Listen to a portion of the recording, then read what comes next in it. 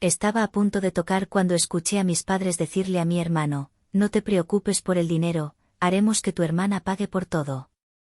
Es la única forma de que aprenda lo que cuesta la vida. Me fui en silencio y lo que descubrieron después los destruyó para siempre.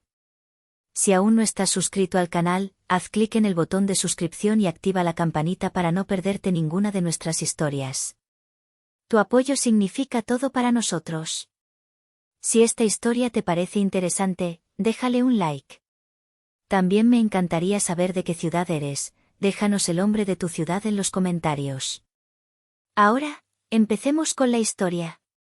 Mi nombre es Ximena, tengo 32 años, y mis manos casi siempre están cubiertas de arcilla. Es el polvo de mi tierra, Oaxaca, la materia de la que están hechos mis sueños y, la mayoría de las veces, también mis preocupaciones. Mi taller es un pequeño cuarto de adobe al fondo del patio de mi casa rentada, un espacio modesto, inundado por la luz dorada de la tarde y el olor a tierra húmeda. Aquí, entre tornos, hornos y estantes llenos de vasijas que esperan su alma de fuego, yo encuentro mi paz. Vivo al día, sí, vendiendo mis piezas en el mercado local y a algún turista ocasional, pero cada vez que mis dedos dan forma a una nueva pieza, siento que estoy exactamente donde debo estar. Mi hermano Javier, 4 años mayor que yo, vive en un universo completamente distinto.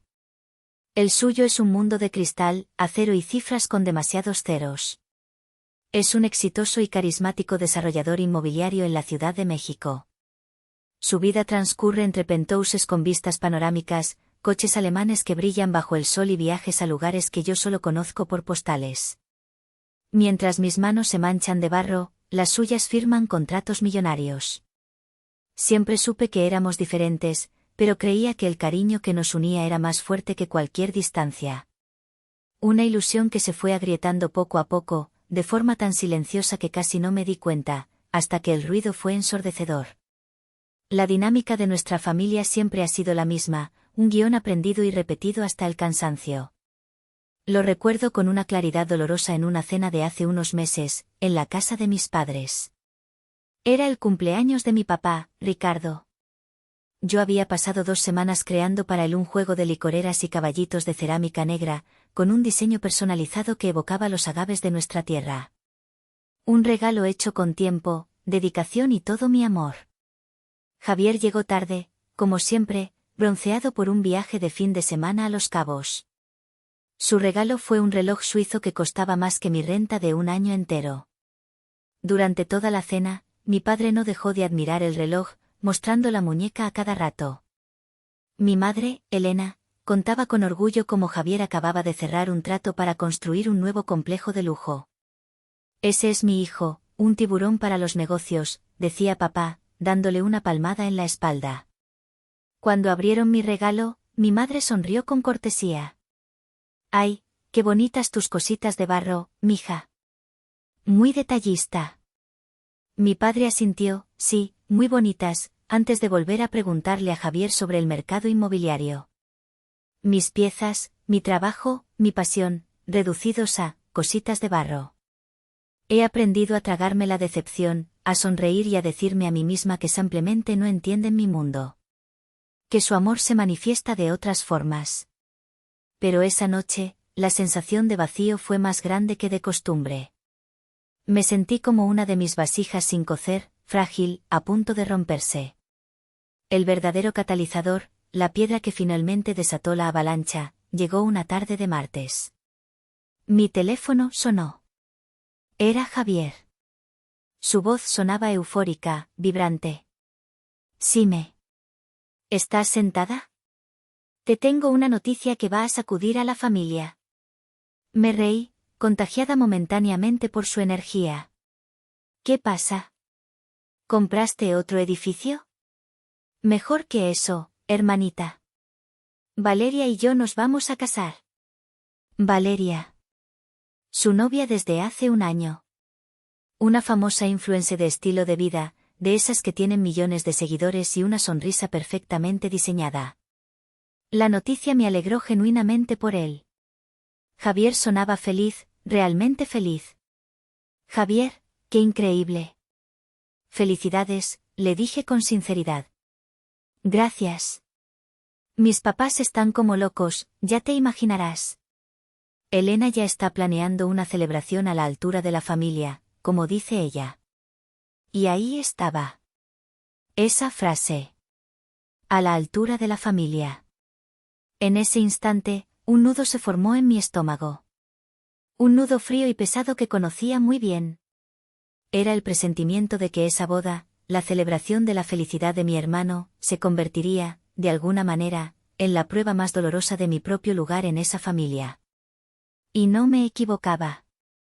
Una semana después, me encontraba en un avión rumbo a la Ciudad de México. La primera reunión oficial para la planificación de la boda se llevaría a cabo en un restaurante de Polanco cuyo nombre evocaba lujo y exclusividad. El tipo de lugar donde la carta no tiene precios y cada plato parece una obra de arte abstracto. Me sentí inmediatamente fuera de lugar con mis jeans, mi blusa bordada a mano y mis huaraches de cuero. Era como intentar plantar una flor de cempasúchil en un jardín de orquídeas importadas. Valeria llegó flotando en una nube de perfume caro, seguida de sus padres y mi tía Verónica, la hermana de mi madre, una mujer cuya especialidad era emitir juicios silenciosos con una sola mirada.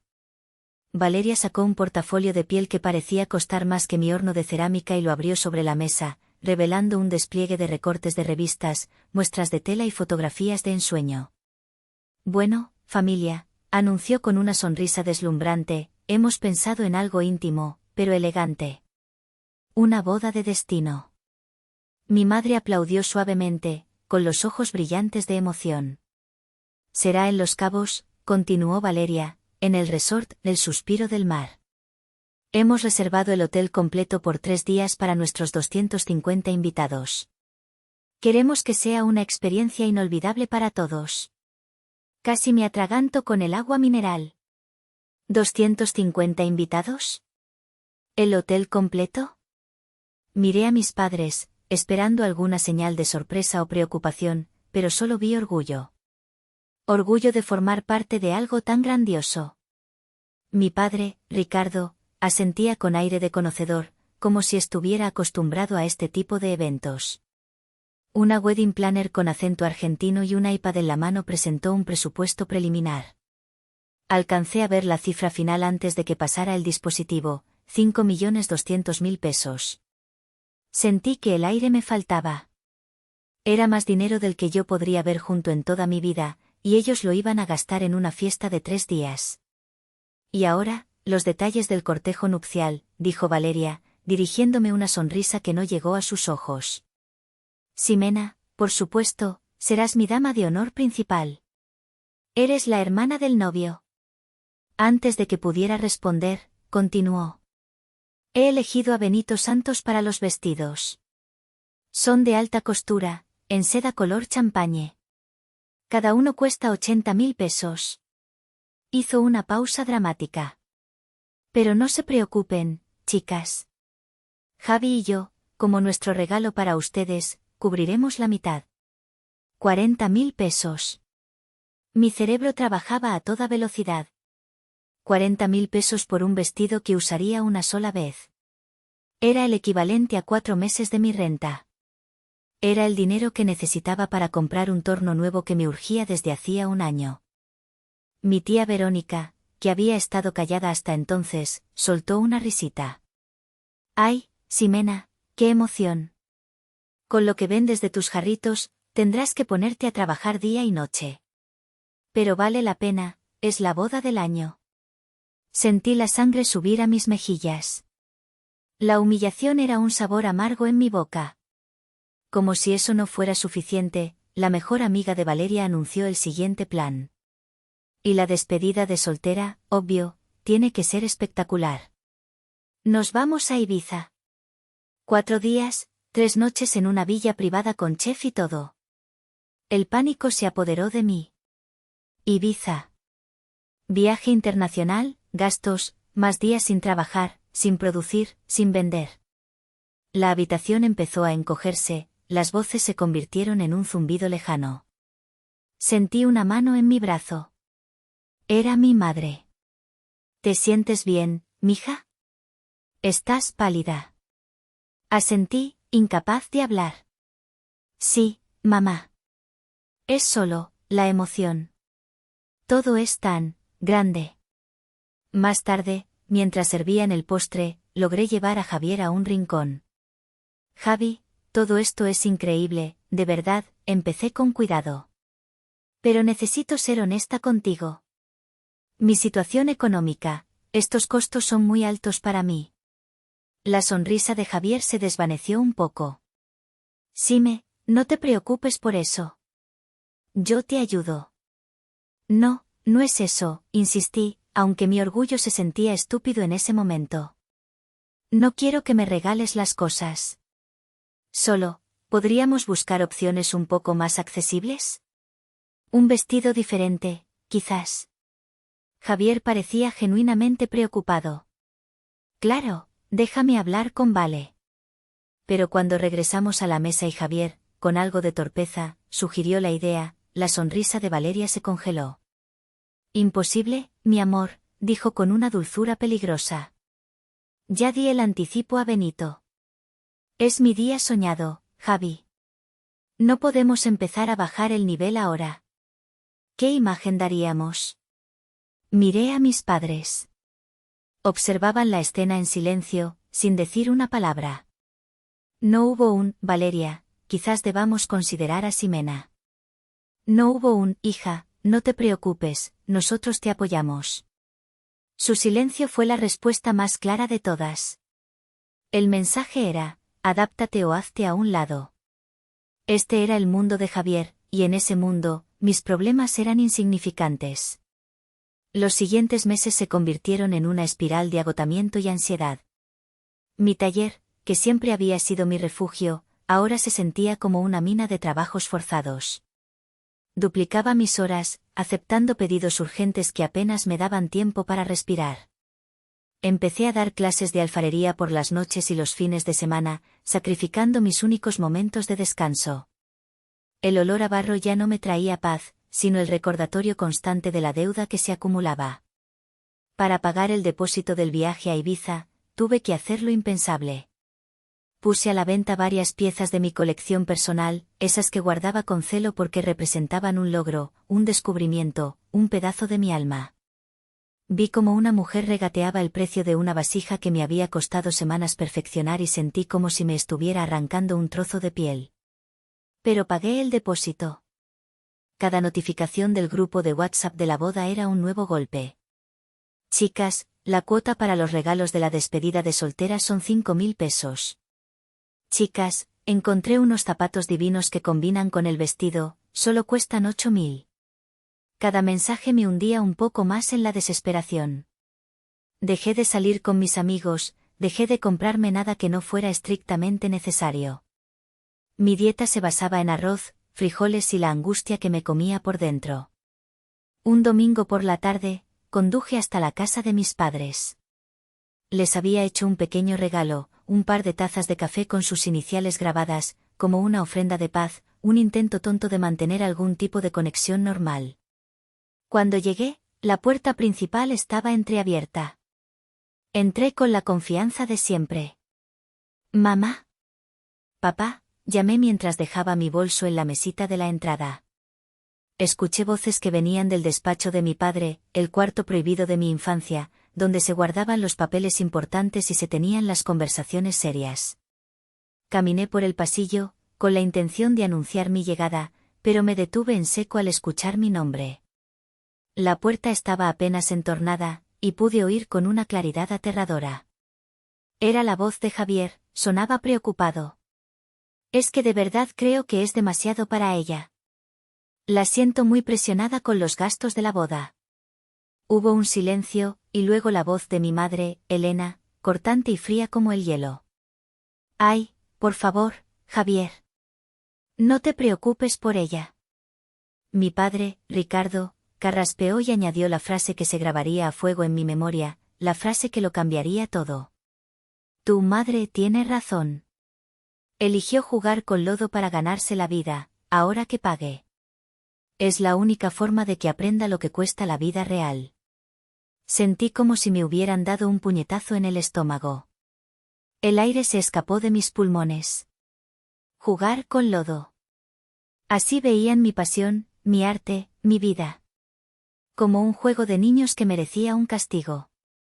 Pero la herida más profunda aún no había llegado. Pero es que no es justo, insistió Javier.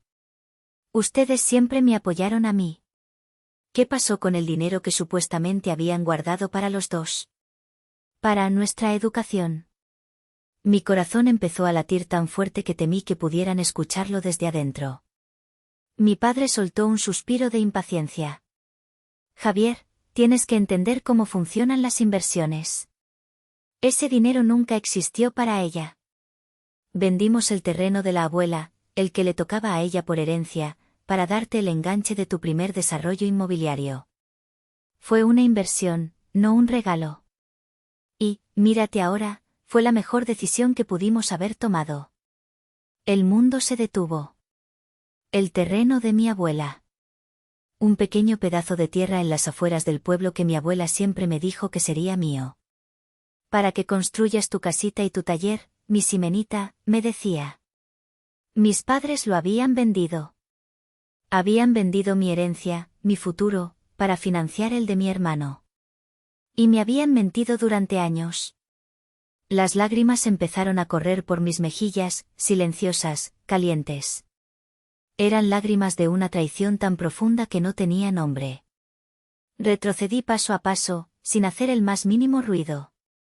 Tomé mi bolso, dejé el estúpido regalo de las tazas sobre la mesa y salí de esa casa, que de repente se había convertido en un lugar extraño y hostil. Me subí a mi coche y me quedé ahí, estacionada en la calle, temblando, mientras los sollozos me sacudían el cuerpo entero, rompiendo el silencio de la tarde de domingo. La semana siguiente fue un borrón de dolor sordo. Apagué mi teléfono, incapaz de enfrentar las llamadas y los mensajes que sabía que estarían llegando. Me encerré en mi taller, pero no toqué la arcilla. Me sentaba frente al torno apagado durante horas, con la mirada perdida, mientras la conversación que había escuchado se repetía en mi cabeza como una letanía cruel. Eligió jugar con lodo. Vendimos el terreno de la abuela. Fue una inversión. Cada palabra era una nueva palada de tierra sobre el ataúd de la familia que creía tener. Mis amigos me traían comida que apenas probaba. Me veían los ojos hinchados y el alma ausente, y respetaban mi silencio, aunque la preocupación era evidente en sus rostros. Fue mi amiga Sofía quien finalmente me sacudió. Ximena, no puedes dejar que esto te consuma. Tienes que enfrentarlos. Por ti.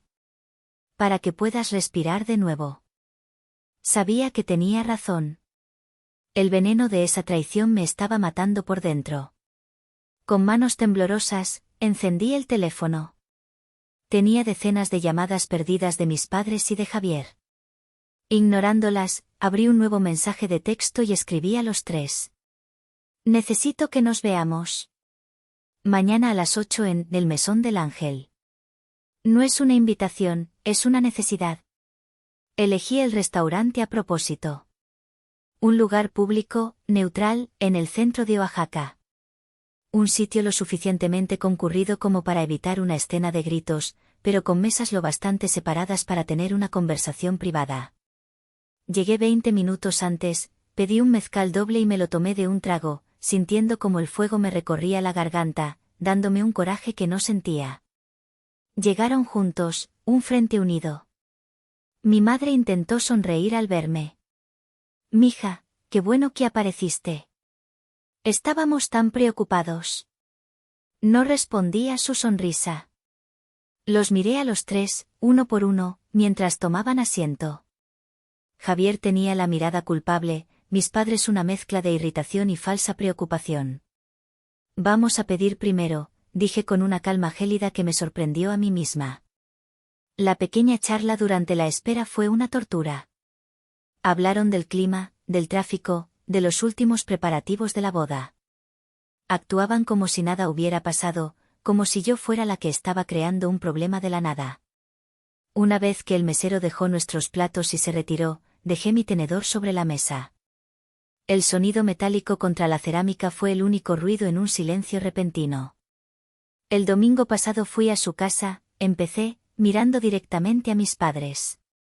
Iba a dejarles un regalo. Nunca lo vimos, interrumpió mi madre, frunciendo el ceño. No lo vieron porque me fui antes.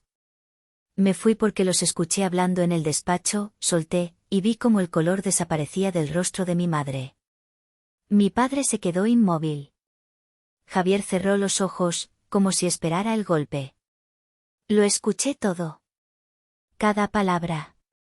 Cómo iban a hacer que pagara por la boda. Cómo mi vida es jugar con lodo. Y lo más importante, cómo vendieron el terreno de la abuela para financiar a Javier. Malinterpretaste las cosas, Ximena, dijo mi padre, recuperando la compostura. Su voz era la de un hombre de negocios intentando controlar una situación. Malinterpreté, mi voz se quebró por un segundo, pero la recuperé, cargada de una furia helada. ¿Malinterpreté que me robaron mi herencia? ¿Que me mintieron en la cara durante más de 10 años mientras yo me ahogaba en deudas? ¿Qué parte exactamente malinterpreté? Eran decisiones financieras, decisiones prácticas, argumentó mi padre, como si eso lo justificara todo. Vimos el potencial de Javier. Era una apuesta segura. Y entonces, la verdad más fea, la más dolorosa, salió de mi boca. Así que yo era la apuesta perdedora. La hija en la que no valía la pena invertir. No digas eso, no es verdad, susurró mi madre, mirando nerviosamente a las mesas de alrededor. Los queremos a los dos por igual. No, no es verdad, exploté, ya sin poder contenerme. Nunca me han querido por igual.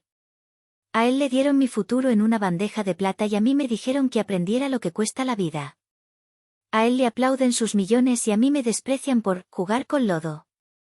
Mi padre, acorralado, furioso, dejó caer su máscara. Su rostro se contrajo en una mueca de desprecio y soltó la frase que selló el destino de nuestra relación. Claro que invertimos en él, espetó, con la voz resonando en nuestro pequeño espacio. Teníamos que apostar por el mejor. Apostamos por un caballo de carreras, Ximena, no por una mula de carga que se contenta con acarrear barro. Caballo de carreras. Mula de carga. El aire abandonó mis pulmones. El dolor fue tan agudo, tan físico, que me doblé ligeramente sobre la mesa. Javier lo miró con horror. Papá, no. Me levanté. Mis piernas temblaban, pero mi espalda estaba recta. Saqué un billete de mi cartera y lo dejé sobre la mesa. Ya pagué mi parte. Disfruten su cena. Me di la vuelta y caminé hacia la salida, sintiendo sus miradas clavadas en mi espalda. Ya en mi coche, antes de poder arrancar, mi teléfono sonó. Era un número desconocido. Contesté. ¿Ximena? Soy tu tía Verónica, dijo su voz chillona. Tu madre me acaba de llamar, llorando. ¿Se puede saber cómo te atreves a montar semejante escándalo? ¿A tratar así a tus padres? Estás arruinando la felicidad de la familia justo antes de la boda más importante de nuestras vidas. Siempre has sido una egoísta, pensando solo en tus dramas. No dije nada. Simplemente colgué y bloqueé su número. Arranqué el coche y conduje sin rumbo, con las palabras de mi padre resonando en mi cabeza. Mula de carga. Quizás lo era. Pero incluso las mulas, cuando se cansan de la carga injusta, terminan por dar una coz. Y yo acababa de dar la mía. Conduje hasta el único lugar en el mundo donde me sentía segura, el taller de doña Inés. Ella era una leyenda en nuestro pueblo, una maestra alfarera de 70 años cuyas manos arrugadas habían creado belleza durante más de medio siglo. Fue mi maestra, pero con el tiempo se había convertido en mi confidente, en la figura materna que mi propia madre nunca supo ser. Llegué a su casa ya de noche, con los ojos secos de tanto llorar y el alma hecha pedazos. Me abrió la puerta y, sin decir una palabra, me envolvió en un abrazo que olía a tierra, a humo de leña y a sabiduría antigua. Me sentó en su cocina, me sirvió una taza de té de canela caliente y esperó. Entre sollozos ahogados, le conté todo. Las palabras salían atropelladas, una avalancha de dolor y traición. Le hablé de la boda, de los gastos, de la conversación que había escuchado, del terreno de mi abuela. Y finalmente, le conté la frase de mi padre. Me llamó mula de carga. Doña Inés escuchó en silencio, asintiendo de vez en cuando, con una profunda tristeza en sus ojos oscuros. Cuando terminé, se quedó un largo rato en silencio, acariciando mi mano con la suya, que era áspera como la arcilla sin pulir. Mi niña, dijo finalmente, con su voz suave y rasposa. Eso que me cuentas, no me sorprende. La miré, confundida. No te sorprendas tú, continuó. Esa herida que sientes, yo la vi crecer desde que eras una chamaquita. Para ellos, para tus padres, tú siempre fuiste el jarrón bonito que ponían en la repisa para decorar la casa. Un adorno que les gustaba mostrar. Pero tu hermano era otra cosa. Él era el cofre del tesoro que guardaban bajo llave, el que contenía todas sus esperanzas, todas sus ambiciones. Sus palabras me atravesaron, pero no con dolor, sino con la luz de la comprensión. Nunca entendieron, Simenita, suspiró, que el valor de tu barro no se mide en pesos. Ellos ven el dinero, el estatus, el coche del año. Pero no ven el alma que pones en cada pieza. No ven la fuerza que se necesita para crear algo hermoso de la nada. Para ellos, el éxito es un grito.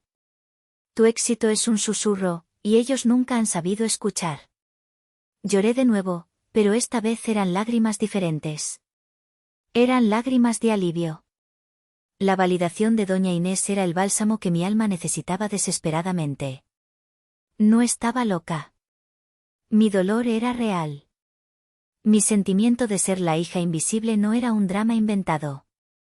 Alguien más lo había visto. Alguien más lo entendía. Me quedé en su casa esa noche. A la mañana siguiente, me desperté con el sonido de su torno. Fui a su taller y la observé trabajar. Sus manos se movían con una certeza y una gracia que desmentían su edad. Me dio un trozo de arcilla. Anda, mi niña. Saca todo eso que traes dentro. El barro escucha. El barro no juzga.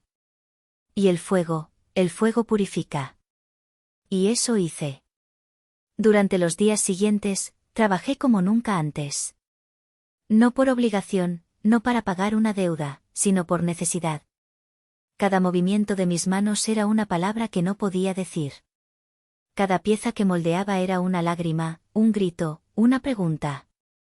Amasé mi rabia, di forma a mi dolor, pulí mi decepción. Creé una serie de piezas oscuras, casi negras, con formas rotas y texturas ásperas. Eran brutales, honestas y, extrañamente, hermosas. Eran el reflejo de mi corazón roto. Y mientras las creaba, sentía como algo dentro de mí comenzaba a sanar. Estaba transformando el veneno en arte. Estaba reconstruyéndome, pieza por pieza, desde mis propios escombros. Habían pasado casi 2 semanas desde la confrontación en el restaurante. 2 semanas de silencio absoluto por parte de mi familia y de inmersión total en mi trabajo. Una tarde, mientras lijaba una de mis nuevas y oscuras creaciones, el sonido de un coche de lujo deteniéndose frente a mi modesta casa rompió la tranquilidad del barrio. Mi corazón dio un vuelco. Sabía quién era. Javier apareció en la puerta de mi taller. Se veía demacrado, con ojeras bajo los ojos y el traje caro arrugado, como si no hubiera dormido en días. Se quedó parado en el umbral, observando el caos creativo de mi espacio, las piezas rotas y las nuevas formas audaces que llenaban los estantes. ¿Puedo pasar?, preguntó con una voz que apenas era un susurro. Asentí en silencio y le señalé un taburete de madera. Se sentó, con una incomodidad que era palpable. El exitoso hombre de negocios parecía un niño perdido. Sime, empezó, pasando una mano por su cabello. He intentado llamarte. Te he mandado 1000 mensajes. Los apagué, respondí, sin dejar de lijar mi pieza. El sonido rítmico y áspero llenaba el silencio entre nosotros. Lo sé. Lo merecía, dijo. He estado pensando, en todo. En lo que dijo papá. En lo que dijo mamá. En lo del terreno. Levantó la vista y sus ojos, por primera vez en mucho tiempo, me parecieron sinceros. Te juro por lo que más quieras, Ximena, que yo no sabía nada sobre el terreno de la abuela. Creí la misma historia que tú, que el dinero se había ido en una mala inversión. Jamás, escúchame, jamás habría aceptado ese dinero si hubiera sabido que te lo estaban robando a ti. Dejé de lijar. Lo miré fijamente, buscando cualquier rastro de mentira. No lo encontré. Encontré culpa, vergüenza y un dolor genuino. Pero eso no quita mi parte de culpa, continuó, con la voz quebrada. Fui ciego, Xime. Fui un cómplice ciego y egoísta. Acepté el favoritismo toda mi vida porque me convenía. Me encantaba ser el caballo de carreras. Me encantaba que me aplaudieran. Estaba tan ocupado corriendo mi propia carrera que nunca me detuve a mirar atrás para ver si tú estabas bien, si te estaban dejando sin agua, sin comida. Se levantó y caminó por el taller, tocando suavemente una de las vasijas rotas. ¿Y la presión? ¿Crees que no la sentía? La presión de ser siempre el mejor, de no poder fallar nunca. Papá no invirtió en mí, invirtió en su propio ego. Y yo he pasado mi vida entera pagando los intereses de esa deuda. Era la conversación más honesta que habíamos tenido en nuestras vidas. Estábamos pelando capas y capas de apariencias, de roles asignados, de mentiras familiares. Por primera vez, no veía al hermano millonario, veía a un hombre tan atrapado como yo, solo que en una jaula dorada. No puedo devolverte el terreno, Ximena, dijo, volviéndose hacia mí. Ya es un complejo de apartamentos de lujo. Pero puedo y debo corregir el daño. Es mi responsabilidad. Sacó una carpeta grande de su portafolio y la puso sobre mi mesa de trabajo. La abrí con manos temblorosas. Dentro había documentos, planos, un contrato. Eran los papeles de propiedad de un local comercial en el centro histórico de Oaxaca. Un espacio 3 veces más grande que mi taller, con una fachada de cantera verde y un patio interior perfecto para un jardín de esculturas. ¿Qué es esto?, susurré. No es un regalo, Ximena. Es una restitución, dijo con una firmeza que nunca le había escuchado. Es tu taller y tu propia galería de arte. El lugar que te mereces desde hace años. Quiero invertir en ti. No porque espere un retorno financiero, sino porque creo en tu talento. Es lo que ellos debieron haber hecho desde el principio. Las lágrimas llenaron mis ojos. No era por el dinero, ni por el local. Era por sus palabras. Creo en tu talento.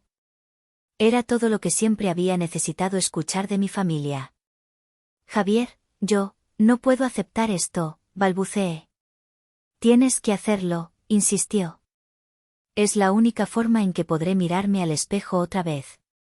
Y es la única forma en que me atreveré a pedirte lo que vine a pedirte. Hizo una pausa. Por favor, Ximena. Ven a la boda. No por ellos. Por mí. Eres mi única hermana. No puedo casarme sin que estés ahí. No tendría sentido. Lo miré, vi a mi hermano, al niño con el que crecí, al que me defendía en el colegio. Y tomé una decisión. Iré, dije. Pero con condiciones. Tú cubrirás todos los gastos, no quiero más humillaciones. No tendré que interactuar con ellos más de lo estrictamente necesario. Y llevaré a Sofía, mi amiga, como apoyo. Hecho y hecho, dijo sin dudar. Lo que sea que necesites. Ese día, en mi polvoriento taller, entre piezas rotas y nuevas promesas, mi hermano y yo empezamos a reconstruir nuestro propio puente, uno basado en la verdad y el respeto, lejos de las ruinas de la casa de nuestros padres. Aterrizar en Los Cabos fue como entrar en otra dimensión. El aire era salado y caliente, el sol brillaba con una intensidad casi violenta sobre el azul profundo del mar. El resort, el suspiro del mar, era un monumento al lujo ostentoso, piscinas infinitas que se fundían con el océano, jardines impecables y un ejército de personal sonriente que parecía anticipar cada uno de tus deseos. Llegué sintiéndome como una persona completamente diferente a la mujer que había entrado en pánico en aquel restaurante de Polanco meses atrás. Ya no buscaba aprobación. Mi valía no estaba en venta, ni dependía de la opinión de nadie. Mi amiga Sofía, a mi lado, me dio un apretón en el brazo. «¿Estás lista para esto?», me susurró, y yo supe que era verdad. Javier cumplió su palabra. Nos asignaron una suite con vista al mar, lejos de la de mis padres. Durante las actividades previas a la boda, el cóctel de bienvenida, la cena en la playa, mantuve una distancia cortés pero firme con ellos. Saludaba con un «buenas noches», respondía con monosílabos y me excusaba para unirme a otro grupo. Veía la confusión y el dolor en los ojos de mi madre, la frustración en la postura rígida de mi padre. Estaban acostumbrados a que yo absorbiera su indiferencia en silencio. Mi nueva muralla de dignidad los desconcertaba. La mañana de la boda, mientras me preparaba, alguien llamó a la puerta. Era Valeria, la novia, envuelta en una bata de seda, con una copa de champán en la mano. «¿Puedo pasar un segundo?», preguntó. Su habitual confianza de influencer parecía haber sido reemplazada por una extraña vulnerabilidad. Asentí, sorprendida. Entró y se sentó en el borde de la cama, observándome mientras me maquillaba. «Te he estado observando estos días, Ximena», dijo en voz baja. «He visto la tensión con tus suegros, bueno, con mis suegros. Y quiero que sepas que te admiro». Casi se me cae el rímel. ¿Admirarme? ¿Por qué? Se rió, una risa sin alegría. «Crees que mi vida es perfecta, ¿verdad? La que muestro en Instagram». Hizo una pausa y bebió un sorbo de champán. «Es una farsa. Una completa y total farsa. Mi padre compró mi popularidad pagando a agencias de marketing. Mi madre vive de las apariencias y critica cada gramo que subo de peso. Estoy a punto de casarme en esta boda de $1 millón y me siento más sola que nunca». Me miró fijamente, y sus ojos, por primera vez, parecían reales. Ver la forma en que te plantas, en que defiendes tu valor sin levantar la voz, me dio envidia. «Tienes algo, Ximena, algo que todo este dinero no puede comprar. Tienes dignidad». Esa confesión inesperada creó un puente entre nosotras, una conexión frágil en medio de toda esa opulencia artificial. Me di cuenta de que ella también estaba en una jaula, una quizás más bonita que la mía, pero una jaula al fin y al cabo. La ceremonia fue espectacular, justo como Valeria la había soñado. El sol se ponía sobre el mar, tiñendo el cielo de naranjas y morados.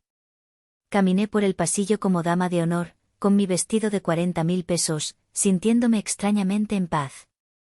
Cuando vi a Javier en el altar, esperando a Valeria con una sonrisa nerviosa, sentí una oleada de amor puro por él. A pesar de todo, era mi hermano. Durante la recepción, mi padre se me acercó, con una copa en la mano y una torpeza inusual en él. «Tu hermano se ve feliz», dijo, como si buscara un terreno común. «Sí, lo está», respondí, sin ofrecer más. Carraspeó. «Ximena, lo que dije, en el restaurante». Se detuvo, incapaz de pronunciar la palabra «perdón». Hicimos lo que pensamos que era mejor en ese momento. Lo miré directamente a los ojos, sin rabia, solo con una calma infinita. «Lo sé, papá. Y ahora yo estoy haciendo lo que es mejor para mí». No hubo absolución en mis palabras. No hubo consuelo. Solo la cruda y simple verdad. Se dio la vuelta y se alejó, un hombre derrotado por el ego que él mismo había construido. En ese momento supe que algo se había roto para siempre, pero también que yo, finalmente, era libre. 6 meses después de la boda, el olor a pintura fresca y a madera nueva se mezclaba con el aroma familiar de la arcilla en mi nuevo local en el centro de Oaxaca. La inauguración de la galería, Tierra y Fuego, fue un sueño hecho realidad. El espacio era luminoso y amplio, las paredes de piedra verde exhibían mis piezas, tanto las viejas como la nueva y oscura colección nacida del dolor. Contra todo pronóstico, la galería se convirtió en un éxito. La gente del pueblo, los turistas, incluso algunos coleccionistas de arte que empezaron a llegar, conectaban con la honestidad brutal de mi trabajo. Las piezas que había creado en mi momento más oscuro eran las que más resonaban.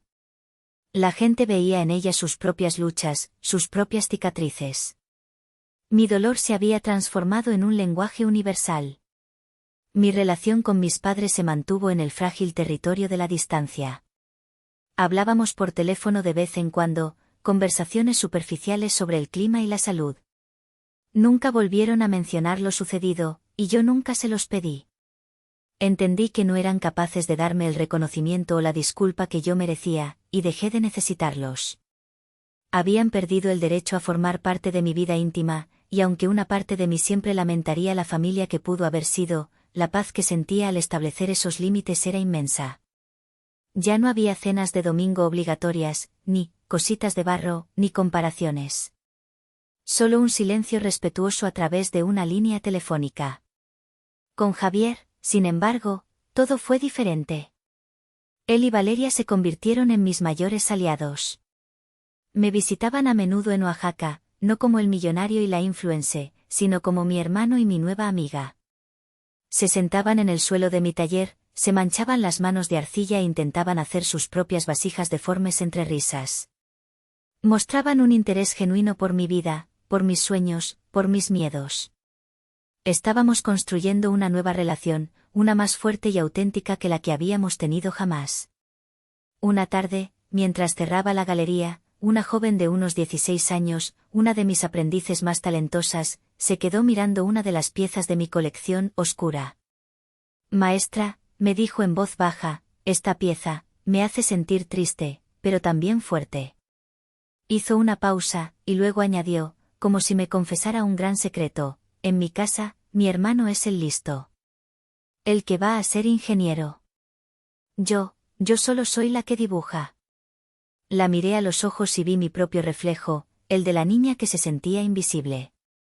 Me arrodillé a su lado, tomé sus manos manchadas de arcilla entre las mías y le dije las palabras que me hubiera gustado que alguien me dijera a mí. A veces, le dije suavemente, el fuego más intenso es el que se necesita para crear la cerámica más fuerte. No dejes que nadie te diga que tu fuego no es importante. Usa ese dolor, esa frustración. Conviértelo en algo tan hermoso y tan fuerte que nadie pueda ignorarlo nunca más. Deja que ese dolor te transforme. Mientras ella me miraba con los ojos llenos de lágrimas y una nueva determinación, lo entendí todo. Las cicatrices del favoritismo, de la traición, nunca desaparecerían por completo. Siempre estarían ahí, como las finas grietas en una vasija antigua. Pero ya no dolían. Se habían convertido en parte de mi historia, en la prueba de mi resistencia. Se habían convertido en la fuente de mi fuerza, de mi empatía y, finalmente, de mi sabiduría. Ya no era la mula de carga. Era la alfarera. Y con mis propias manos, había moldeado un futuro en el que, por fin, yo decidía mi propio valor.